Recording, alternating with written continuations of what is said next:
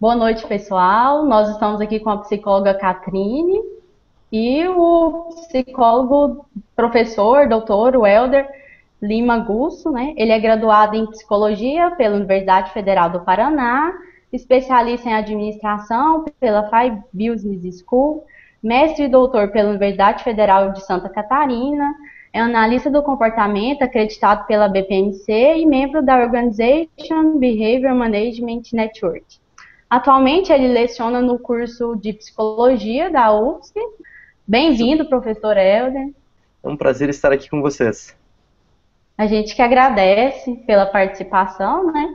E hoje estamos aqui para falar sobre o livro Análise de Cargo, Recrutamento e Seleção, publicado recentemente, em 2015, com a autoria do professor Helder. E a nossa primeira pergunta é sobre a OBM no Brasil, né? Quem que iniciou essa tradição? Como que você se insere nesse cenário?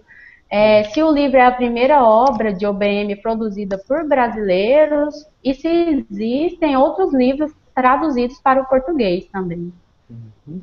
Bom, são várias perguntas dentro de uma só, né? Bom, iniciar pela ideia de quem iniciou a tradição de trabalhar com análise do comportamento em organizações aqui no Brasil. Os dois nomes que me ocorrem como pioneiros da nossa área são do professor Camilo, que teve um trabalho importante, em especial na Eletropaulo, em São Paulo. Foi um dos primeiros psicólogos a ingressar nessa área aqui no Brasil e trabalhando com análise do comportamento. Então ele teve uma inserção, pelo menos a parte que eu conheço dessa história, em especial nos processos de seleção, desmistificando uma porção de coisas que eram feitas na época em termos de utilização de testes sem clareza sobre o que estava sendo medido e por diante, por medidas basicamente comportamentais. Então acho que essa é uma primeira experiência.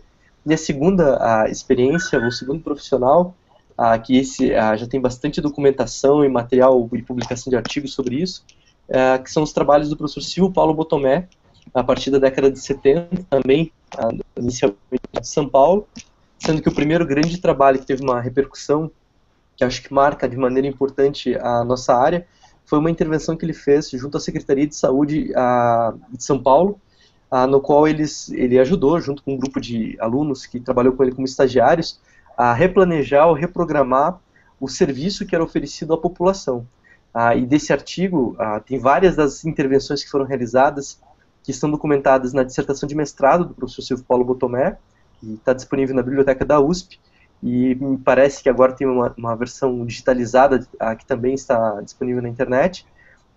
E além disso também tem artigos em especial que marcaram inclusive a história da psicologia, sendo um deles considerado como um dos artigos mais importantes da história da psicologia brasileira, que foi um artigo em que ele discutia inclusive o papel do psicólogo trabalhando em organizações que trabalham no serviço público, discutindo justamente o papel do psicólogo, do quanto ele deve ser uma pessoa que segue rotinas e atende aquilo que ele é chamado para fazer, ou quanto ele de fato é capaz de analisar problemas, analisar as necessidades efetivas da população, para daí derivar intervenções que de fato possam promover melhores condições para as pessoas que devem se beneficiar do serviço público, e não simplesmente aos agentes públicos que têm interesse muitas vezes de que a população se adeque aos serviços que são oferecidos. Então esses são trabalhos que eu acho que marcam o início da análise de comportamento aqui no Brasil. Ainda assim, a gente não tem uma tradição longa de muita gente se envolvendo, se dedicando ao campo organizacional e estabelecendo relações com a análise do comportamento, embora, curiosamente, muitos psicólogos no mundo do trabalho se intitulem como psicólogos comportamentais. Esse é um fenômeno curioso aqui no Brasil, que tem muita gente que se diz comportamental, só que muitas vezes a pessoa nem conhece a análise do comportamento. Ele não faz ideia o que seja análise de comportamento, mas utiliza esses rótulos por razões históricas, outras quaisquer.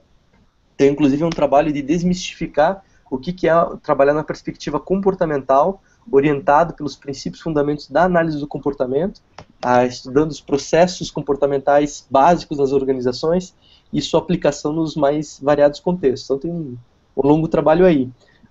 Eu me inseri nesse campo basicamente quando fiz a graduação em psicologia. Eu sempre tive interesse pelo campo organizacional, desde o início da minha graduação.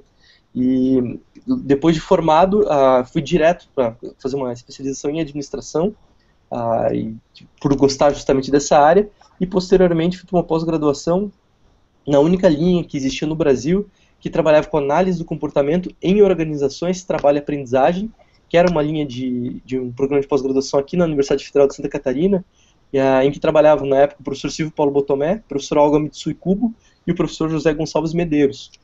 Então eu fiz toda a minha formação de pós-graduação, mestrado e doutorado nessa linha, estudando e discutindo temáticas relacionadas ao mundo organizacional. Eu não intitularia o livro que a gente publicou no ano passado sobre análise de cargo, recrutamento e seleção, sob uma perspectiva comportamental, como a primeira obra em OBM produzida por brasileiros, porque eu acho que esse mérito, eu acho que da dissertação de mestrado do professor Silvio Paulo Botomé. E de fato lá tem pelo menos um conjunto de 10 intervenções atuando no sistema público de saúde, mostrando como é que a gente pode readequar o serviço prestado por essas agências para as pessoas. Então, acho que esse crédito de ser a primeira obra, acho que está nessa dissertação de mestrado, né? Quanto a livros, existem alguns livros em português que não são bem de análise de comportamento em organizações, mas que eu acho que tangenciam a temática, por exemplo, como um livro que discute programação de contingências de ensino, lançado pela Danila Kozer e a Ana Lúcia Cortegosso, pela Federal de São Carlos, que é um livro de programação de ensino, mas que, em última instância, ensina a montar programas para desenvolver novos comportamentos em qualquer contexto, que não só em sala de aula ou numa universidade, mas que também pode ser aplicado na área de treinamento. Então, essa é uma outra obra que eu recomendo muito. E, além disso, também tem poucas obras traduzidas em português. Em especial, eu destacaria um livro que traduziu no início da década de 90, que se chama Melhores Desempenhos nas Empresas, do Hummler e Bratt, que é um livro clássico na área da OBM, além de vários livros do Robert Mager, que também tem uma porção de livros, especialmente na área de treinamento, que também foram publicados aqui no Brasil em língua portuguesa. Legal. Mais livros mesmo na área de análise de cargo, recrutamento e seleção, esse seria o primeiro, então. Eu creio que sim, tá? Correndo o risco da omissão de eventualmente não ter descoberto alguma coisa, mas creio que produzido no Brasil, especificamente orientado pelos conceitos da análise do comportamento, eu creio ter sido a primeira obra, sim. Tem uma história por trás desse livro que ele surge depois da existência de um jogo didático em que eu utilizava como professor para ensinar alunos a fazerem análise de cargo, recrutamento e seleção. Então, o que acontecia? Eu comecei minha trajetória como professor lá em 2007, como professor de psicologia organizacional. E uma das coisas que aconteciam na primeira turma que eu já lecionei é que quase a totalidade dos alunos na sala de aula faziam estágio, e quase todos eles faziam estágio fazendo ou ajudando processos de recrutamento e seleção. Só que os relatos que chegavam em sala de aula, para não dizer coisas piores, eram no mínimo assustadores.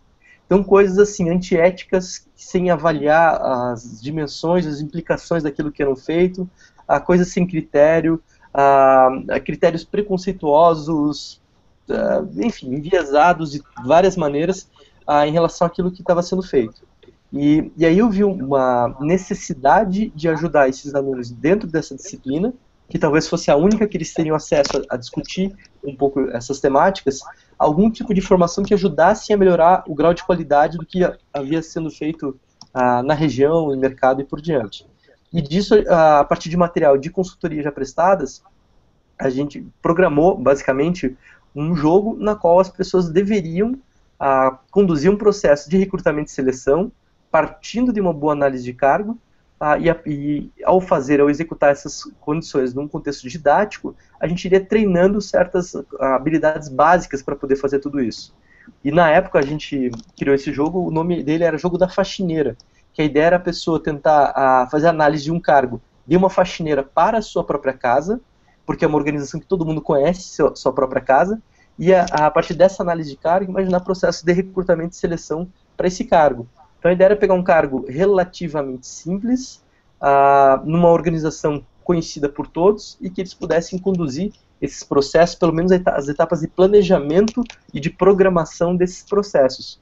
E esse jogo foi desenvolvido entre 2008 e 2012.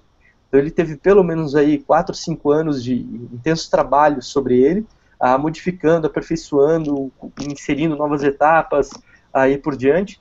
E ao longo desse período ele foi examinado ou apresentado 3 vezes nos congressos da BPMC, no qual uma das coisas muito importantes, que é uma das funções do congresso, as pessoas que assistiam debatiam, apresentavam contribuições, ideias de coisas que poderiam ser avaliadas, aperfeiçoadas, e a gente ia tentando incorporar um pouco essas sugestões, além das sugestões que a gente ia identificando na própria aplicação desse jogo com pessoas. Então, ao longo desses 4, 5 anos, foram mais de 100 pessoas treinadas com aquele material.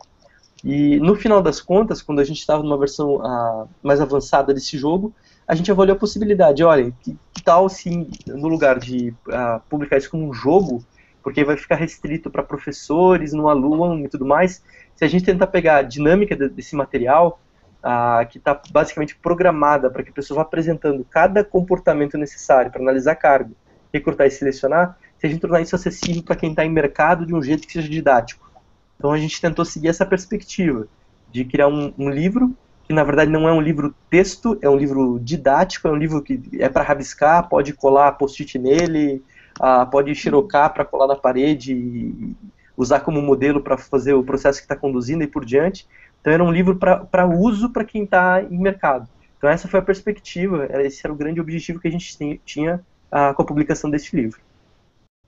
Quando você começou a desenvolver esse tipo de trabalho, a sua visão era mais de quem tinha um peso, de quem já passou pela, você falou, a administração e tudo mais, ou era mais algo com a visão de analista do comportamento, de processos básicos que a gente entende, sei lá, de análise funcional, por exemplo? Na minha formação, eu comecei nos primeiros trabalhos antes na área organizacional de conhecer a análise do comportamento, né? Tive primeiras experiências no campo do trabalho, antes até de entender como é que se trabalha em análise do comportamento. Só que ao longo da minha formação como analista do comportamento, e em especial no mestrado e doutorado, tive a oportunidade de, acho que, examinar com bastante sutileza e sofisticação muitos dos processos básicos importantes para se trabalhar, em especial com a análise funcional do comportamento e os múltiplos formas e meios de trabalhar com análise de comportamento aplicada em qualquer contexto. E dentro desse contexto, quando a gente programou esse jogo, uma das contribuições importantes que a gente tentou levar muito a sério era a ideia de como programar condições para promover ou desenvolver comportamentos com um recurso sem a presença de um professor. Então a gente tentou deixar o livro de um jeito programado para viabilizar que a pessoa apresentasse com alta probabilidade as respostas adequadas em cada contexto, para que ele possa ir a cada etapa progredindo no livro. Inclusive o livro tem uma coisa interessante, que se a pessoa vai pegar e tentar fazer uma coisa que está lá na etapa da seleção direto, sem passar pela análise de cargo, talvez o que está escrito no livro não faça o menor sentido para ela, se ela não apresentou os comportamentos, os componentes anteriores do que está sendo narrado ali como um processo integrado, quase que um encadeamento de respostas. Então, tanto a programação do livro, quanto a maneira de olhar para o processo de análise de cargo, nós chamamos no livro não de análise de cargo, é analisar cargos. É um comportamento de alguém que precisa ser apresentado. E aí, problemas para a gente sob controle de que esse comportamento deve ser apresentado, para produzir que tipos de consequências ou decorrências no contexto em que isso é feito. E de que maneira, quais são as respostas, o encadeamento de respostas para produzir essas consequências. Da mesma maneira, seleção de trabalhadores. Não é seleção, é selecionar. Aí o problema de selecionar, de novo, é sob controle do que eu estou. Que tipo de aspectos eu vou levar em consideração para apresentar certas respostas, para produzir que tipo de consequências. E uma das coisas que estava muito sob controle ao tentar produzir esse material era como é que eu ajudo as pessoas a estruturar um processo seletivo que ao final eu tenho um procedimento tão claro, tão estável, tão tecnicamente preciso, que o psicólogo não precisasse ficar se escondendo, assim, parecendo que tem uma mágica no processo seletivo, de onde vem o resultado. Não, dá para explicitar qual é o critério de seleção, o que está sendo avaliado, de que maneira está sendo avaliado, porque a ideia mesmo é produzir justiça.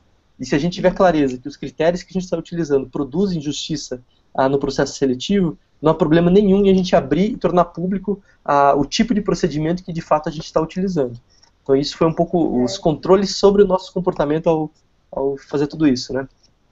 Eu sei que o livro ele foi projetado para ensinar da melhor forma as pessoas a se comportarem diante de tal contexto. Mas eu vejo que há uma dificuldade muito grande em operacionalizar esses comportamentos. Para você analisar o cargo, por exemplo, você não vai fazer análise, você vai analisar. Então, operacionalizar a palavra, isso é muito difícil. Você acha que qualquer pessoa que não tenha conhecimento sobre isso consegue operacionalizar ou não é uma questão disso? Então, Catherine, essa é uma pergunta que é difícil responder, no sentido assim que é difícil a gente pensar quando lança um livro qual é a linha operante, né, o nível operante, a linha de base das pessoas que vão entrar com esse material para fazer algo. Como é que a gente partiu de que consideração ou de que público para pensar esse material? Basicamente, estudantes de psicologia, psicólogos ou pessoas que já estão um pouco inseridas nesse cenário. E como é que a gente descobriu que tipo de coisa ou de onde começar? Basicamente, nos testes que a gente fez, foram diversos, dezenas de grupos para formar pessoas a partir desse procedimento, muitos deles com alunos de psicologia, outros com profissionais, outros com pessoas que não eram da psicologia, no qual nesses grupos a gente, dispondo as condições de ensino, a gente ia analisando que tipo de decorrência tendo sobre o comportamento das pessoas.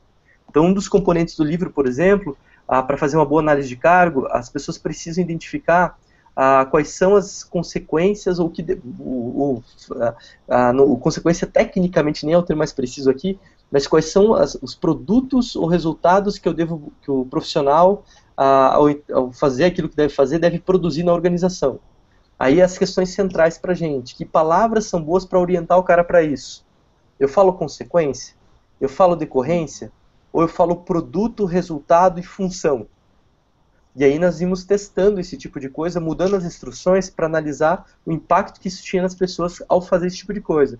Então conceitos como consequência ou decorrência, nós vimos que são pouco efetivos para controlar a resposta de quem tem que pensar no que é produto do trabalho de alguém.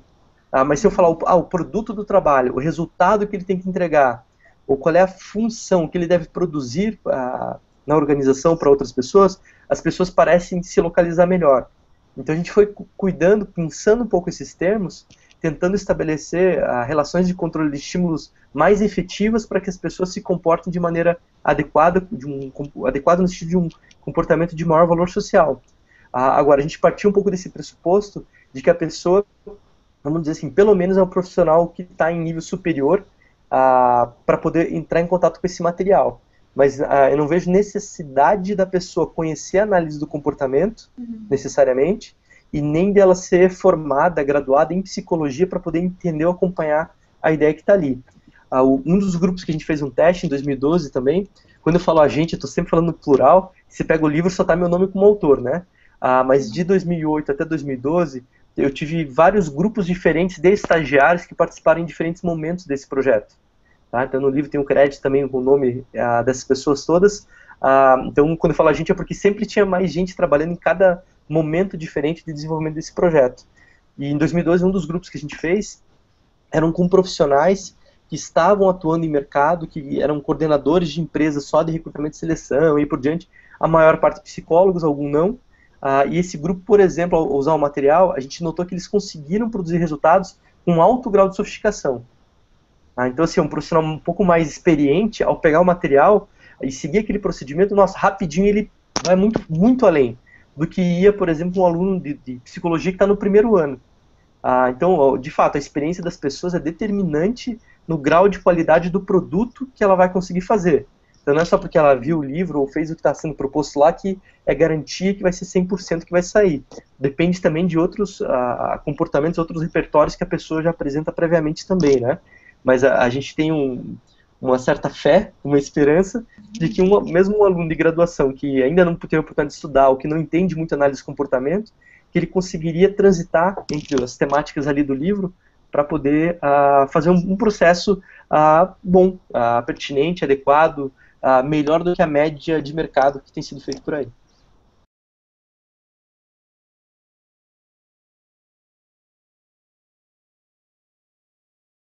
É isso mesmo, a ideia era tentar usar recursos da análise do comportamento para que muitas pessoas possam se comportar.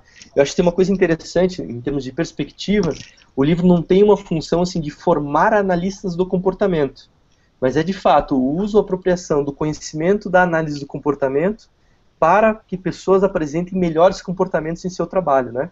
Então a resposta é essa, é um livro que não é para analistas do comportamento, é um livro para pessoas interessadas ou que têm necessidade de fazer ou dar conta desses processos. Tem uma coisa interessante, né? Se você pega o livro, a gente tentou não carregar ou não pesar a comunicação, a linguagem, de nenhuma maneira em termos técnicos, em linguajar específico e tudo mais, que a ideia era de fato pensar um público que não é familiarizado com nada disso.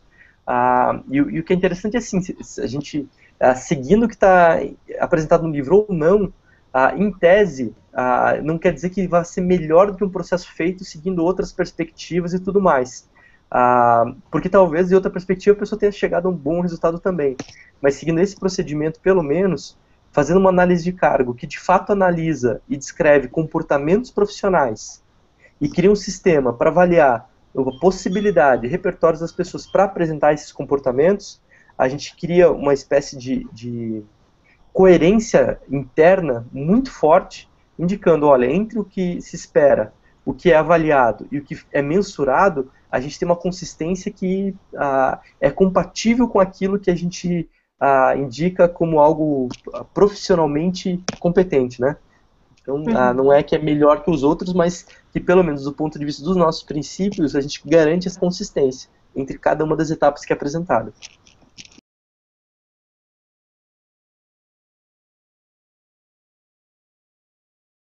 Isso é uma ótima pergunta, viu? De fato, se você identificou bem, a gente carregou mais a caneta em cima de análise de cargo do que dos demais processos. E tem uma explicação que é contraintuitiva, que veja só, quase que 100% das pessoas que na época viajavam no curso, dessas coisas e tudo mais, quase toda a demanda que chega, tipicamente é de pessoas querendo aprender a fazer recrutamento e seleção. Eu nunca vi demanda de pessoas querendo aprender a fazer análise de cargo. Em especial porque parece que são coisas muito distintas uma coisa da outra. Então tem uma demanda grande para trabalhar com recrutamento e seleção, mas para fazer análises de cargos é uma coisa que a gente pouco fala sobre isso. E qual é o problema disso?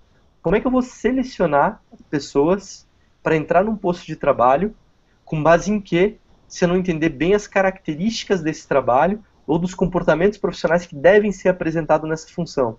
Então, o primeiro ponto de partida básico para a gente, como analista de comportamento, é caracterizar comportamentos. E isso aparecia nos grupos iniciais que a gente fazia como um problema sem tamanho, para o pessoal tentar caracterizar comportamentos profissionais que constituem o que a gente denomina como um cargo, como a instância mais básica de gestão administrativa numa organização, né? Então, a linha de base para fazer essas coisas era muito fraca. Então a gente precisou tentar criar meios e procedimentos para facilitar a apresentação desse tipo de resposta de uma maneira clara, precisa, e aí acabou demandando de muita instrução para isso. E de material, meio de fazer, recursos didáticos, o material já desenvolvido no campo da programação de condições para desenvolver comportamento, ou programação de ensino, foi muito útil para isso, para pensar em como descobrir esses comportamentos num contexto aplicado e por diante. E então a gente acabou gastando muita tinta. Os outros processos de recrutamento, inclusive se pensar em termos de complexidade, entre os três é o processo mais simples, em termos de complexidade comportamental, vamos usar essa expressão, de fato é mais simples, mais fácil entender e raciocinar em cima dele. E o procedimento de seleção, ele também envolve um raciocínio complexo. Nós já notamos algumas carências, por exemplo, de algumas coisas que criou dúvida para algumas pessoas que mandam notícias sobre o livro, em especial sobre a produção de documentos decorrentes do processo seletivo.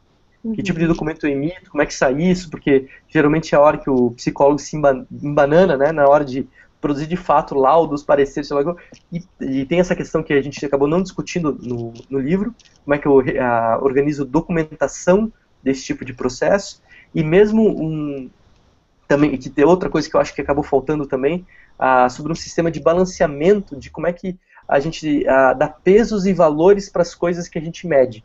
Então, são dois componentes que eu acho que se talvez a gente tivesse também contemplado, acho que o campo da seleção teria ganhado as mesmas proporções que o da análise de cargo.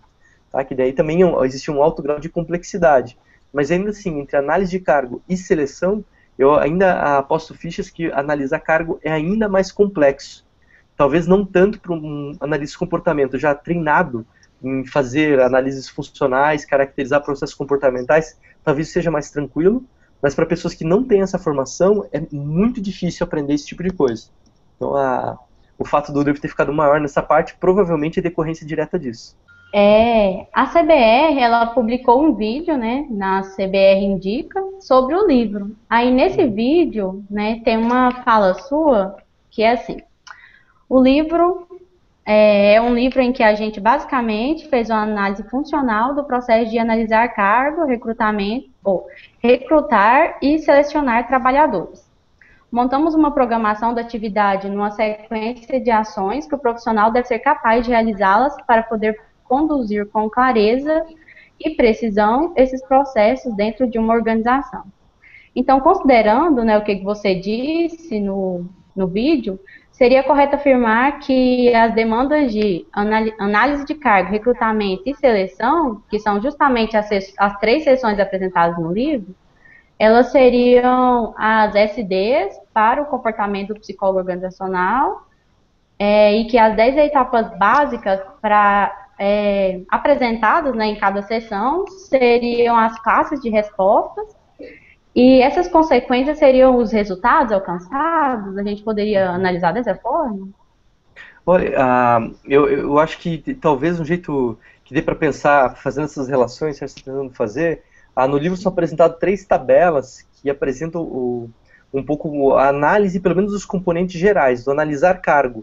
Então, dentro da coluna, assim, as situações com as quais a gente lida, uma das variáveis que, vamos chamar assim, é o ponto de partida, tipicamente, de quando a gente não é proativo para fazer isso, mas que espera a empresa solicitar para que a gente faça, é a solicitação do gestor ou de alguém para fazer análise de cargo, né? Isso não precisa de alguém pedir. Se eu trabalho, por exemplo, no campo da gestão de desempenho ou do próprio recrutamento e seleção, eu poderia já começar a fazer meu trabalho pela análise de cargo, mesmo que ninguém me peça, porque isso é quase que um requisito para poder fazer uma boa seleção ou para fazer gestão de desempenho. Então, assim, é uma situação que seria um dos eventos antecedentes que vão estabelecer relação com isso. Agora, tem outros aspectos também antecedentes que acho que também interferem, aumentam, facilitam, sinalizam ou viabilizam a gente fazer uma boa análise de cargo. Daí eu acho que a figura que está representada no livro ajuda a sinalizar bem isso. As etapas que a gente tentou descrever para cada uma delas, acho que é bem como você falou, é uma espécie de encadeamento de respostas, uma sequência de classes de respostas que devem ser apresentadas, que vão criando, uma após a outra, uma condição para a gente chegar num produto final de cada conjunto desse, num produto interessante, pertinente e por diante. Em termos de consequência, as consequências de cada uma dessas etapas também produzem muitos produtos ou resultados pertinentes. Então, coisas do tipo, uma boa análise de cargo, além de ter um cargo analisado, bem descrito e por diante, ele aumenta a probabilidade de a gente fazer um processo seletivo com qualidade, aumenta a probabilidade da gente fazer um processo de recrutamento que localize possíveis candidatos adequados para o cargo, aumenta a probabilidade da gente poder fazer um bom acompanhamento do trabalho desses trabalhadores por saber o que é esperado do exercício profissional de cada um, aumenta a probabilidade da gente construir sistemas de avaliação de desempenho pertinentes, adequados, claro, e aumenta, por exemplo, a possibilidade de se fazer justiça nesses processos todos que a gente acaba conduzindo. Então, vou dar uma exemplificação de um caso que chegou essa semana, que uma supervisionanda minha em estágio, que está fazendo um trabalho em empresa júnior, como você já trabalhou, então eu lembrei um pouco disso, ela estruturou um processo seletivo todo numa empresa, e está avaliando critérios importantes, que são pertinentes, adequados, validados entre as pessoas da empresa, mas no final das contas, é uma empresa júnior de engenharia, a parte das pessoas que estão lá para avaliar quem que vai ser os candidatos que vão entrar, parte dos rapazes que estão fazendo essa avaliação, querem que uma moça muito bonita que está no processo seletivo entre para ter uma moça bonita na empresa júnior. Apesar dela ter apresentado um desempenho muito ruim, naquilo que era importante em termos de critérios de avaliação do processo. Por que eu estou trazendo isso como exemplo? Esse é um caso no qual a gente, embora até tenha previsto critérios justos para poder fazer um processo seletivo, as pessoas passam a se controlar por critérios disfuncionais, injustos, preconceituosos, sexistas, enfim, você pode rotular das piores palavras possíveis o que eles estão fazendo lá. Então, e do que eu estou falando?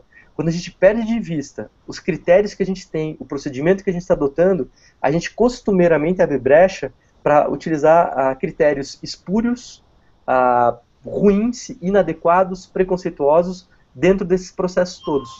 Então, basicamente, o que a gente tenta fazer como uma das consequências importantes que deveria ser garantida em cada um desses processos é aumentar o grau de justiça social, de que, de fato, olha, estamos fazendo uma seleção porque essa pessoa é a mais qualificada para poder exercer essa função e porque essa função é adequada para as características dessa pessoa também. É quase que achar um bom casamento, né, entre trabalhador e trabalho. Então, quando a gente consegue fazer isso com um critério bom de justiça, eu acho que essa é a principal decorrência que deveria controlar nosso comportamento como psicólogo, do quanto a gente está tranquilo de poder dormir a noite bem, de que aquilo que a gente fez, de fato, produziu condições justas para as pessoas que entraram em contato com a gente. E que é algo muito difícil de ser realizado, né? Por conta justamente, na maioria das vezes, você não é um psicólogo que esteja lá na organização, por exemplo, mas numa consultoria, considerando, né? Visto que várias empresas não têm o RH e tal, então tem aquele chefão lá que sempre vai colocar requisitos que vai além de ser justo aí, da ética profissional, e que a gente tem que acabar lidando com isso. Complicado, né? E aí aprender a se posicionar em relação a essas coisas também é parte do comportamento nosso a ser apresentado aí, né? Essa é uma característica muito atual, né? De terceirizar o serviço, que muitas vezes a gente precisa de um maior tempo para analisar, para fazer todo esse procedimento para ter bons resultados efetivos, e que, na verdade, na hora que você vai partir para a prática, você não tem tempo hábil suficiente para poder desenvolver todo esse processo e estabelecer critérios justos, né, e tudo mais. Eu lembro um dos grupos que a gente testou esse material antes de publicar o livro, que era com profissionais já experientes na área. Uma profissional com bastante experiência fez o seguinte relato para a gente na época: olha, eu acho que maravilhoso, muito claro, torna as coisas precisas, gostei muito, só que é inviável de usar no dia a dia, porque no nosso caso lá, a gente levou 8 horas para que eles projetassem ou programassem um processo seletivo. Ela falou, é muito tempo para programar um processo seletivo, eu tenho que às vezes em 2 dias resolver essa questão. E aí eu fiz uma pergunta para ela, me diz uma coisa, quem é teu principal cliente? Ela era proprietária de uma empresa de terceirização de processos de recrutamento e seleção. Ela falou, é montadora de carros X. Eu falei, beleza, qual é o cargo que você mais tem volume de processos seletivos? É auxiliar de montagem, sei lá o quê. Beleza, quantas vezes você faz por ano seleção para esse cargo? Aí ela fala toda orgulhosa, mais de 150 por ano, processo seletivo só para ocupar essa vaga. Porque é um cara que tem muita gente com alta rotatividade. E aí a pergunta que ficou é, olha, se você faz isso, o mesmo processo, 150 vezes no ano, será que não valeria a pena gastar 8 horas, uma vez, para estruturar isso de uma maneira muito clara, muito bem feita, precisa e tudo mais, para que depois você possa tocar esses processos com maior grau de justiça social, maior grau de qualidade, maior grau de adequação e tudo mais? Então, às vezes é uma coisa que quem está na correria não para pensar o quanto planejar uma coisa de uma maneira clara e bem feita poderia, inclusive, poupar tempo depois. Essas são as coisas que a gente, muitas vezes, não para pensar para quem está já na correria e para de refletir sobre as suas ações. Então, a gente acredita assim, que, em grande medida, haveria condições para que a gente planejasse as coisas bem feitas. Para quem está nas terceirizadas, uma maneira de fazer isso é olhar pelo menos para esses cargos que têm muita repetição, ou para cargos que envolva tempo e necessidade de avaliações mais sofisticadas, e para pessoas que estão dentro das próprias empresas, se já é um cargo que faz parte da empresa, uma boa análise desse cargo vai servir para muitas coisas. Tipo, não faz sentido a gente não ter tempo para fazer uma análise de cargo, de um cargo que a gente nunca parou para pensar e analisar ele, em função de todas as decorrências que eu poderia ter aqui dentro da empresa, não só para o processo de recrutamento e seleção. Então, assim, eu acho que não tem justificativa para a gente não fazer um trabalho bem feito.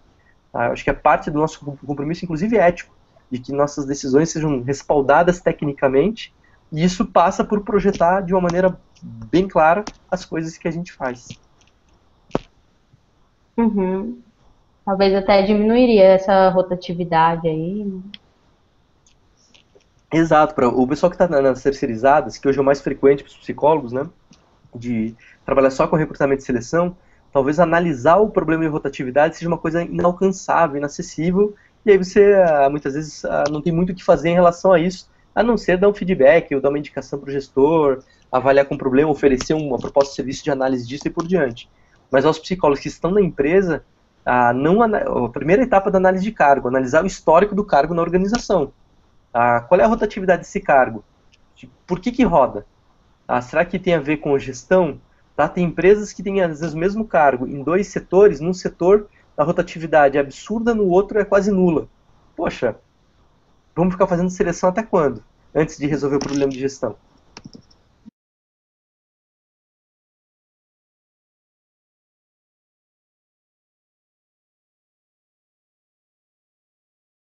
A ideia de instrução programada era aquele jeitão estilo do livro Análise do Comportamento do Roland Skinner, muito completar lacuna e aí por diante, né?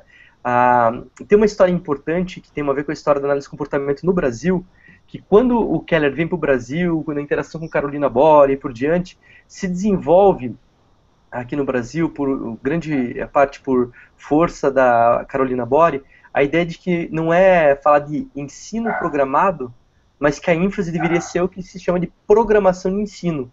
Não é tanto montar um pacote pronto, mas aprender o processo de programar condições de aprendizagem. A Carolina Bora, acho que é quem marca a história do Brasil em relação a isso. Nós temos no país vários profissionais que se dedicaram, se debruçaram desenvolvendo isso. Jair Lopes Júnior, a Ana Lúcia Cortegosso, e eu destacaria como uma das pessoas centrais nisso o professor Silvio Paulo Botomé. E o Silvio, inclusive, trabalhou no desenvolvimento de instrução programada e ensino programado, que eram termos usados pelos americanos, passou para a programação de ensino por força da Carolina Bora, e o Silvio passou a utilizar, inclusive, outras terminologias. E a terminologia mais contemporânea que as pessoas têm utilizado para isso é falar de programação de contingências para desenvolver comportamentos. Tem um artigo relativamente recente, publicado na Acta Comportamental, examinando, inclusive, a proposição desse conceito. E, basicamente, o que a gente fez foi isso mesmo. A gente tentou utilizar o do conhecimento desse campo, de programação de contingências para desenvolver comportamentos, para tentar viabilizar condições de aprendizagem. Eu conheço 2 outras obras publicadas em português que usam o mesmo tipo de raciocínio. Um é um livro já antigo chamado Redação Passo a Passo, que eu esqueci o nome da primeira autora, mas o professor Silvio Paulo Botomé é um coautor desse livro, e que é um livro que ensina a fazer redação, usando esses princípios. E um livro super legal para quem quer aprender a escrever um texto de natureza dissertativa. Vale a pena conhecer, acho que só acha esse material em sebos hoje em dia. E o outro é o livro publicado pela Danila Kozer e a Ana Lúcia Cortegosso, no qual também elas trabalham ensinando pessoas a programar ensino de um jeito que, se você seguir as etapas que vão sendo apresentadas no livro, vai viabilizando você apresentar os comportamentos que são requisitos para isso. Então a gente tentou fazer isso. Talvez não tenha tido condições de oferecer ou viabilizar condições para a pessoa avaliar ou receber feedback sobre as coisas que ela mesma faz. É difícil conseguir programar isso num livro, mas a gente tentou, na medida do possível, seguir justamente esses conceitos, né? Então você tem toda a razão. Tem uma influência forte disso aí, sim. Foi até legal você falar isso, porque eu vou até compartilhar a tela aqui, você dá uma olhada na tabelinha que a gente fez, porque ao perceber, né, que se tratava de embasamento no PSI, né, aí a gente tentou analisar aí quais características estavam presentes no livro, né, e a única não presente foi exatamente feedback, como colocar um feedback no livro, né. Então, acho que o único livro que eu vi que conseguiu fazer isso é o Redação Passo a Passo.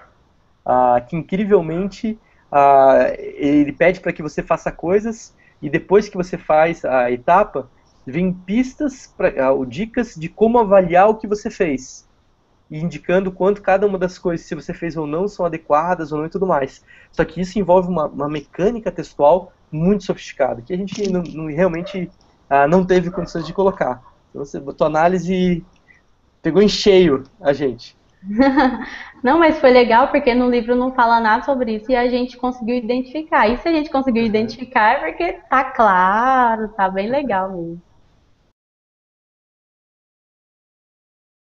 Olha, basicamente que, como toda obra, é uma obra também inacabada, que provavelmente deve ter muitas coisas que precisam ser aperfeiçoadas e tudo mais, mas que eu tenho ficado muito contente com o feedback que chega até mim, de pessoas usando, dúvidas aí por diante, de pessoas que estão conseguindo se apropriar de parte das coisas que estão ali, pelo menos, no seu cotidiano profissional.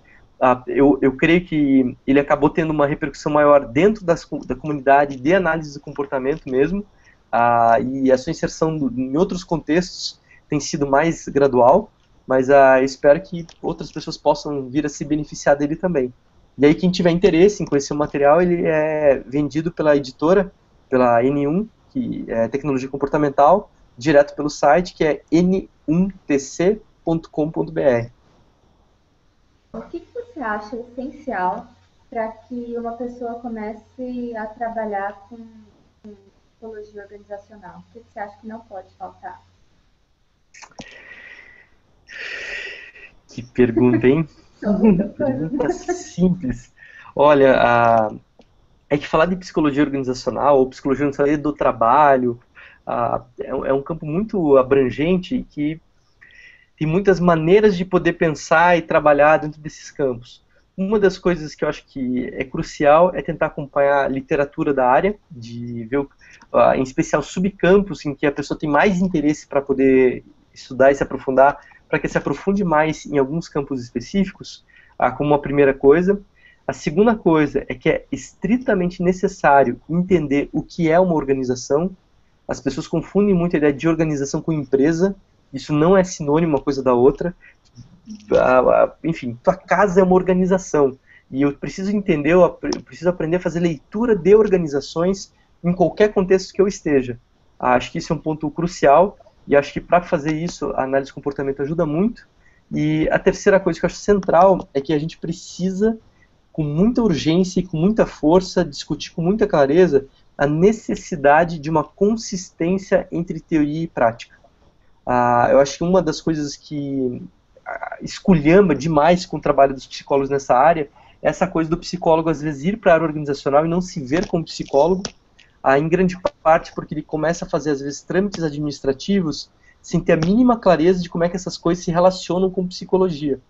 Aí eu acho que a tendência disso é que a pessoa acabe fazendo práticas de maneira incompatível e às vezes incoerentes com a própria psicologia. Então eu acho que um esforço super importante é que assim, olha, se eu gosto de análise do comportamento, eu deveria usar o meu sistema conceitual, os procedimentos da área, a metodologia da área, para poder pensar minhas intervenções profissionais. E que se minha teoria não estiver dando conta para subsidiar a prática profissional, ou estuda melhor a teoria, ou troca de teoria. Porque as teorias deveriam ter essa pertinência, essa adequação para poder justamente derivar a atuação profissional. Então eu acho que um esforço muito importante, mesmo para quem tem muito esse olhar de querer ir para a área de aplicação, é tentar sempre manter esse pé nos fundamentos que constituem seu trabalho. Então, se você é um analista do comportamento ou se vê dessa maneira, você precisa garantir essa formação básica. Junto a isso, coisas que são importantes. Essa formação básica teórica, muitas vezes, se tiver alunos de graduação ouvindo a gravação dessa conversa, tem coisas que talvez durante a aula você não tenha noção de por que você está estudando aquilo. Um exemplo que eu sempre vejo acontecer quando os alunos vão para estágio em organizacional é que eles às vezes vêm pela primeira vez por que raios eles estudavam esquemas de reforçamento. Mas por que eu tenho que entender que reforçamento, esquema de razão, esquema de intervalo, esquema em alta... Por que raios a gente estuda isso, professor? Às vezes na sala de aula é difícil, a gente exemplifica e tal, mas às vezes não fica muito claro. Mas quando a gente vai para a prática profissional, identifica de repente que, olha, na minha empresa as pessoas só trabalham na última hora do dia, Ou na minha empresa, final do mês, as pessoas trabalham mais do que início de mês. Ou numa empresa que as pessoas começam a desenvolver quase que uma adicção de trabalhar muito compulsivamente, nem falta nem quando está doente, olha, o quanto conceitos básicos como esquema de reforçamento pode ser útil para isso.